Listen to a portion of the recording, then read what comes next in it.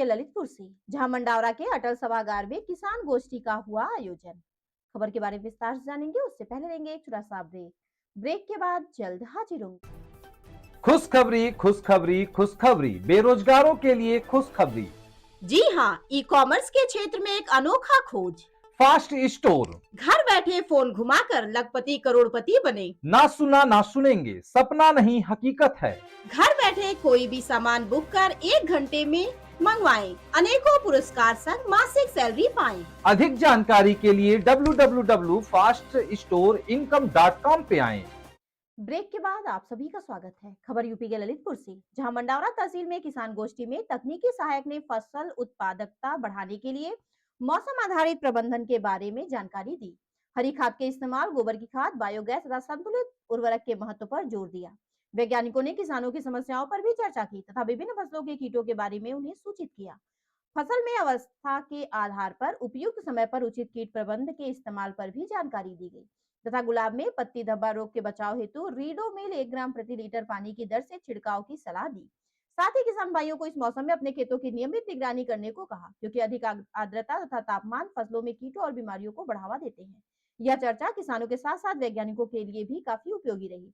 किसान गोष्ठी में उपस्थित संजय दुबे, मथुरा प्रसाद, संजीव निरंजन, गोदाम प्रभारी भूपेंद्र सेन चौहान, स्वेच्छा सोनी, रश्मि आदि मौजूद रहे।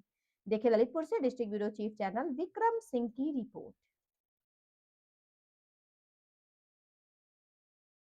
हमारे पूर्वजों ने बिना दवाई और खाद के पहले की है, उस खेती की ओर आज हम जहां पर पहुंचे हैं, विषैली खेती, जहरीली खेती, इसको फिर से वही उसी तरह मोड़ने के उद्देश्य से इस कार्यक्रम में उपस्थित हमारे दूर दराज गांव से आए हुए कृषक भाई, माताएं, बहनें और हमारे विभाग से, कृषि विभाग से उपस्थित अपर उप संभागीय कृषि प्रसार अधिकारी महरौनी श्री तकनीकी सहायक श्री संजीव निरंजन जी, आपके मंडावरा बीज गोदाम प्रभारी श्री भूपेंद्र सेन जी और साथ में उपस्थित हमारे क्लास से आदरणीय दुबे जी और समस्त जिन्हें हम नहीं पहचानते, सभी का इस कार्यक्रम में स्वागत है, वंदन है, अभिनंदन है।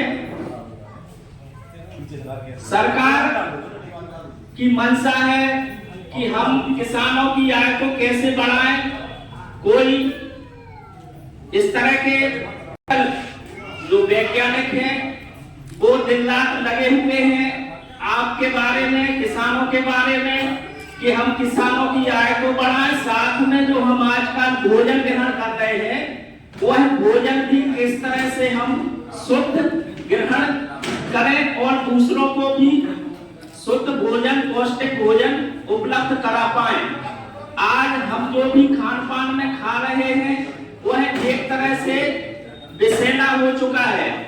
30-40 साल से लगातार केवल हम आप जैविक जो खेती पहले पूर्वज करते थे उसके स्थान पर केवल रसायन, और रसायनों में भी जो पोषक तत्व 16-17 पोषक तत्व की जरूरत होती है फसल को तैयार होने में, उसमें से केवल हम 2-3 पोषक तत्व ही दे पा रहे हैं। जबकि जिससे क्या होगा 40 साल में कि हमारी जो धरती माता है वह बीमार होने की कगार पर पहुंच चुकी है और अशुद्ध मतलब जो पौष्टिक भोजन जो कोई भी माता है जो उसकी जो संतान होती है वह अगर माता बीमार होगी तो उसकी संतान भी बीमारी पैदा होगी। हम स्वस्थ